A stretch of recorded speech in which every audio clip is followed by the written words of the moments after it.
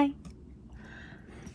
So today I thought that I would do something a little different because when I tried to record the next section of the Introduction to Astrology book, I struggled to record it not just once, but twice. One was because I had to cut the recording short because of some kind of technical thing. But then the second time, I had read the entire section that I was going to cover for that video, only to realize that my phone stopped recording 20 minutes in. But you know, that's like a canon YouTuber event, so I think it's a good sign. But I do want to just change things up for right now, just because I want to show that I want to show that I will not just be covering that one book, and there will be a little bit of variety. Originally, I was planning on just going through some of this Tales of Edgar Poe. I believe it belongs to my mom, but I have ended up with it, at least for now. And it has a lot of his works in here. I don't know if it is a complete collection, but there's a lot. So I thought that we would just get started with a nice little reading of a classic, an absolute wonderful classic, The Telltale Heart. Everyone knows The Telltale Heart. I have not read it since sometime in high school, I believe. Maybe middle school, but I'm not entirely sure. I'm still trying to figure out exactly how soft-spoken I want to be during these. When I get too close to whispering and it's more like this, it doesn't get picked up very well because I'm using my phone and I do not know very much about sound editing, and I don't really want to have too big of a learning curve because then it will discourage me from continuing. I would like at some point for my setup to be large enough to include my lap so that you can see my cat while I read. He is currently right behind me, and I think while reading Poe especially, you know, the whole aesthetic, the whole Gothic vibe, you know, having a black cat with you just is so, it would just make sense. But maybe one day we'll get there. So, without further ado, The Telltale Heart. By the way, do you notice anything different? I got tired of seeing my ugly nails, so I painted them so that I would have something nicer to look at while editing. And again, you may hear church bells periodically throughout. It's just how it is. And the radiators and cars, but we're not gonna let it stop us. The Telltale Heart. True. Nervous. Very, very dreadfully nervous I had been and am. That was like me earlier today. But why will you say that I am mad? The disease had sharpened my senses, not destroyed, not dulled them. Above all was the sense of hearing acute. I heard all things in the heaven and in the earth. I heard many things in hell. How then am I mad? Hearken and observe how healthily, how calmly I can tell you the whole story. It is impossible to say how first the idea entered my brain, but once conceived, it haunted me day and night. Object there was none. Is it object or object? Object there was none. Passion there was none. I loved the old man. He had never wronged me. He had never given me insult. For his gold I had no desire. I think it was his eye. Yes, it was this. One of his eyes resembled that of a vulture. A pale blue eye with a film over it. Whenever it fell upon me, my blood ran cold. And so, by degrees, very gradually, I made up my mind to take the life of the old man and thus rid myself of the eye forever.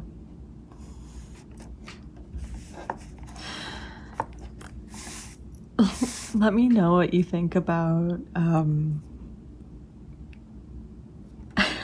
my narration, my narrating voice when, taking on the voice of the narrator. I don't want it to sound too manufactured, but that is like what I naturally do in trying to read a story. Like I can't read it like let me see. It's impossible to say how the first idea entered my brain, but like it'd be really hard for me to read it like, it is impossible to say how first the idea entered my brain, but once conceived it haunted me day and night. Like, I loved the old man. He had never wronged me. He had never given me insult. For his gold I had no desire. I think it was his eye.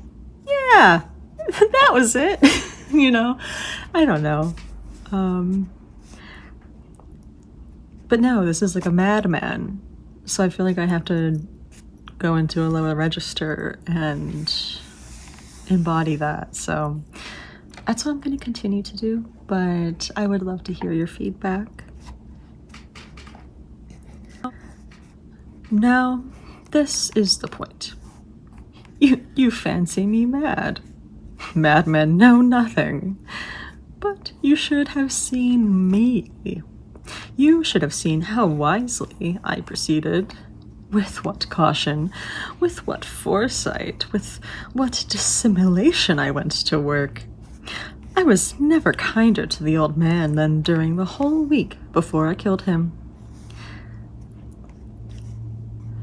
And every night about midnight I turned the latch of his door and opened it. Oh, so gently. Oh, so gently. And then, when I had made an opening sufficient for my head, I put in a dark lantern, all closed. I put in a dark lantern, all closed, so that no light shone out. And then I thrust in my head. Oh, you would have laughed to see how cunningly I thrust it in. Shut up. Stop. Oh God, I don't like this. I moved it slowly, very, very slowly, so that I might not disturb the old man's sleep. It took me an hour to place my whole head within the opening so far that I could see him as he lay upon his bed. Would a madman have been so wise as this? And then, when my head was well in the room, I undid the lantern cautiously. Oh, So cautiously, for the hinges creaked, I undid it just so much that a single thin ray fell upon the vulture eye. And this I did for 7 long nights. Every night, just at midnight, but I found the eye was always closed, and so it was impossible to do the work, for it was not the old man who vexed me, but his evil eye. And every morning when the day broke, I went boldly into the chamber and spoke courageously to him, calling him by name in a hearty tone, and inquiring how he had passed the night. So you see, he would have been a very profound old man indeed to suspect that every night, just at 12, I looked in upon him while he slept. Oh my god, imagine him, like, taking an hour to, like, slowly stick his head through the door. What a freak. That is kind of like what it feels like, though, when I see my cat, like, peering out from the side of, like, my doorway. Yeah. Upon the 8th night, I was more than usually cautious in opening the door. A watch's minute hand moves more quickly than did mine. Never before that night had I felt the extent of my own powers, of my sagacity. I could scarcely contain my feelings of triumph. To think that there I was, opening the door little by little, and he not even to dream of my secret deeds or thoughts. I fairly chuckled at the idea, and perhaps he heard me, for he moved on the bed suddenly, and he moved on the bed suddenly, as if startled. Like, okay, I feel like a murderer would even shit his pants if that happened, you know? Now, you may think that I drew back, but no. Okay, whatever. His room was as black as pitch, with the thick darkness, for the shutters were close fastened through fear of robbers. It's always the ones closest to you. And so I knew that he could not see the opening of the door, and I kept pushing it on steadily.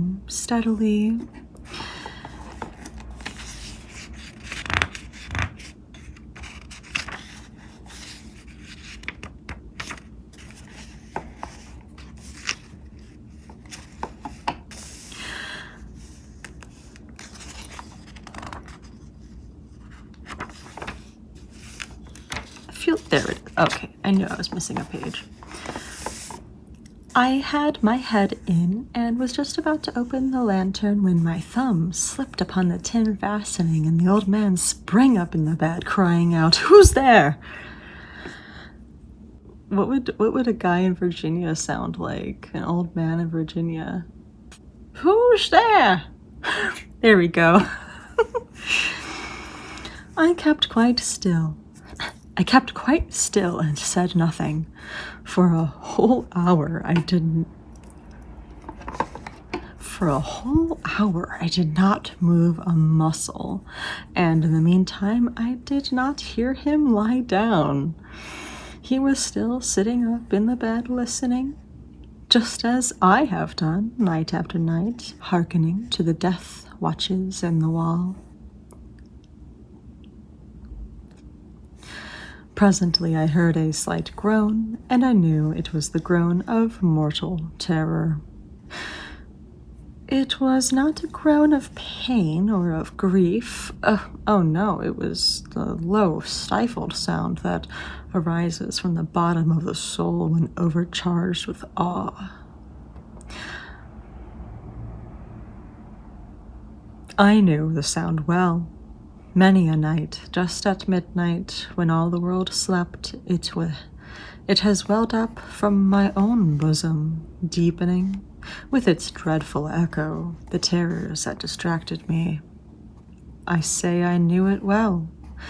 I knew what the old man felt and pitied him, although I chuckled at heart. I knew that he had been lying awake ever since the first slight noise when he had turned in the bed. I knew that he had been lying awake ever since the first slight noise when he had turned in the bed. His fears had been ever since growing upon him. He had been trying to fancy them causeless, but could not. He had been saying to himself, "It is nothing but the wind in the chimney. It is only a mouse crossing the floor." Or, "It is merely a cricket which has made a single chirp." I still don't know what that is. Oh, Jesus, God.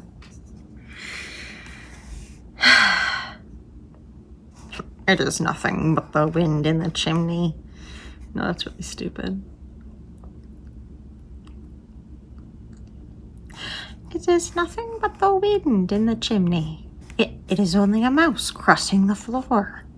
Or, "It is merely a cricket which has made a single chirp." Yes, he had been trying to comfort himself with these suppositions, but he had found all in vain. All in vain because death, in approaching him, had stalked with his black shadow before him and enveloped the victim. And it was the mournful influence of the unperceived shadow that caused him to feel, although he neither saw nor heard, to feel the presence of my head within the room. When I had waited a long time, very patiently, without hearing him lie down, I resolved to open a little, a very, very little crevice in the lantern. So I opened it. You cannot imagine how stealthily, until at length a single dim ray like the thread of the spider shot from out the crevice and full upon the vulture eye. It was open, wide open, and I grew furious as I gazed upon it. I saw it with perfect distinctness, all a dull blue with a hideous veil over it that chilled the very marrow of my bones.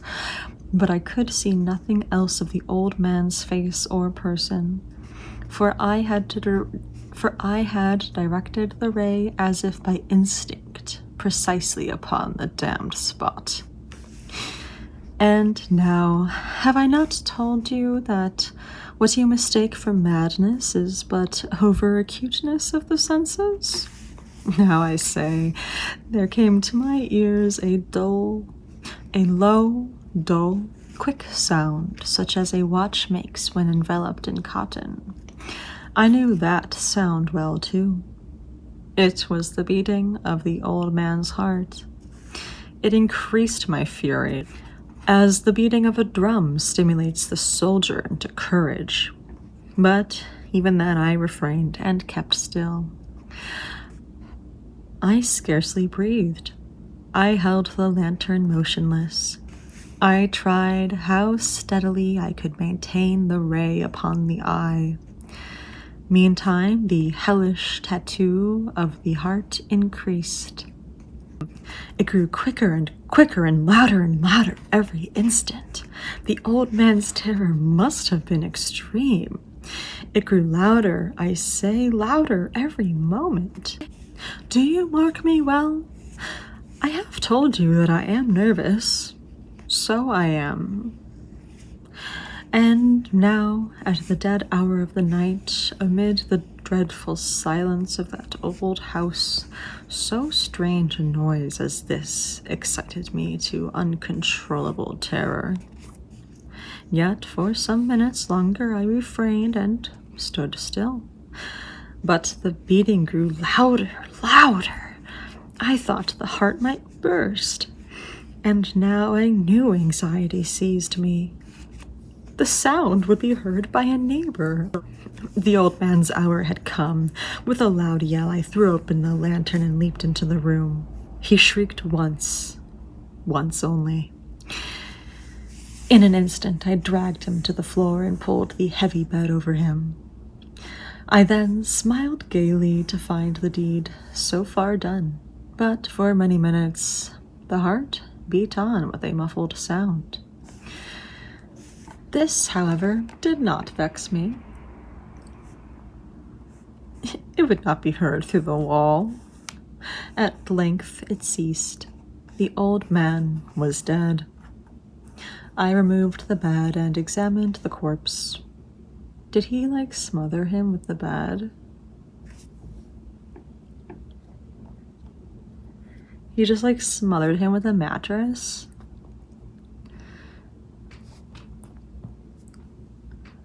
That sounds like a lot more effort than just, a pillow, you know? I removed the bed and examined the corpse. Yes, he was stone dead. I placed my hand upon the heart and held it there many minutes. There was no pulsation. He was stone dead. His eye would trouble me no more. Thank God. If you still think me mad, you will think so no longer when I describe the wise precautions I took for the concealment of the body. The night waned and I worked hastily, but in silence. First of all, I dismembered the corpse. I cut off the head and the arms and the legs. I then took up 3 planks from the flooring of the chamber and deposited all between the scantlings. I then replaced the boards so cleverly, so cunningly, that no human eye, not even his, could have detected anything wrong. There was nothing to wash out, no stain of any kind, no blood spot whatever. I had been too wary for that. A tub had caught all. When I had made an end of these labors, it was 4 o'clock, still dark as midnight. As the bell sounded the hour, there came a knocking at the street door. Who is up at 4 a.m.? I went down to open it with a light heart, for what had I now to fear? There entered 3 men who introduced themselves with perfect suavity as officers of the police. A shriek had been heard by a neighbor during the night. Suspicion of foul play had been aroused. Information had been lodged at the police office, and they, the officers, had been deputed to search the premises. I smiled, for what had I to fear? I bade the gentleman welcome. The shriek, I said, was my own in a dream. The old man I mentioned was absent in the country. I took my visitors all over the house. I bade them search well. I led them at length to his chamber. I showed them his treasures, secure, undisturbed. In the enthusiasm of my confidence, I brought chairs into the room and desired them here to rest from their fatigues, while I myself, in the wild audacity of my perfect triumph, placed my own seat upon the very spot beneath which reposed the corpse of the victim. The officers were satisfied. My manner had convinced them. I was singularly at ease. They sat, and while I answered cheerily, they chatted familiar things. But ere long, I felt myself getting pale and wished them gone. My head ached, and I fancied a ringing in my ears, but still they sat and still chatted. The ringing became more distinct. It continued and became more distinct.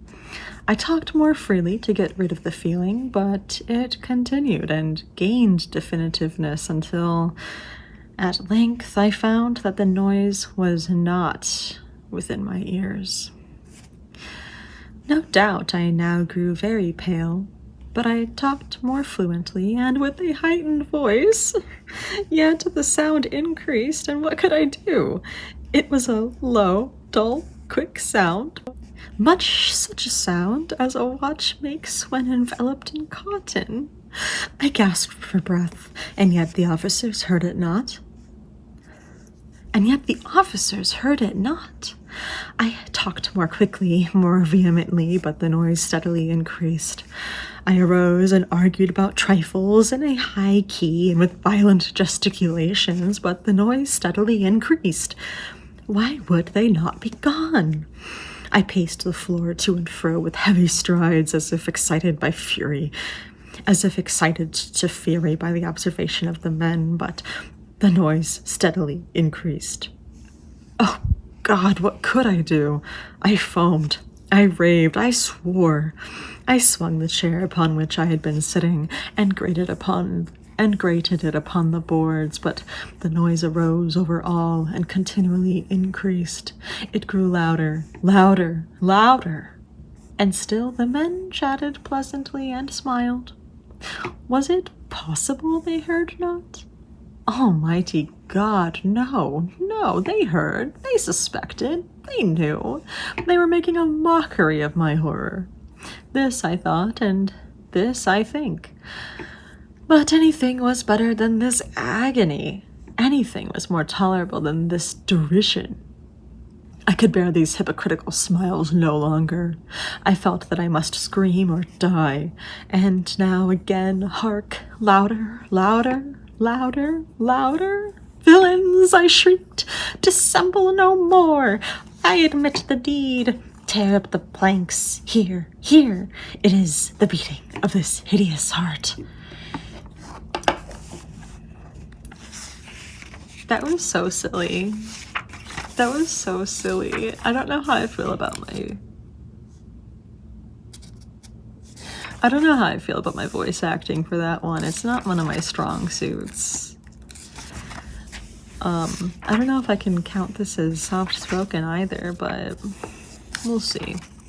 Maybe I can try it again with like a more spooky voice, but that will be for a different recording.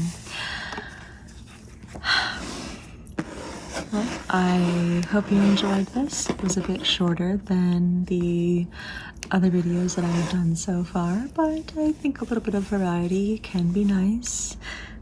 If you haven't already, please help support the channel by liking and subscribing, and leave me a comment letting me know what your favorite Poe story or poem is. Or if you're not well-versed in Edgar Allan Poe, let me know what your favorite short story generally is. That is all I have for now.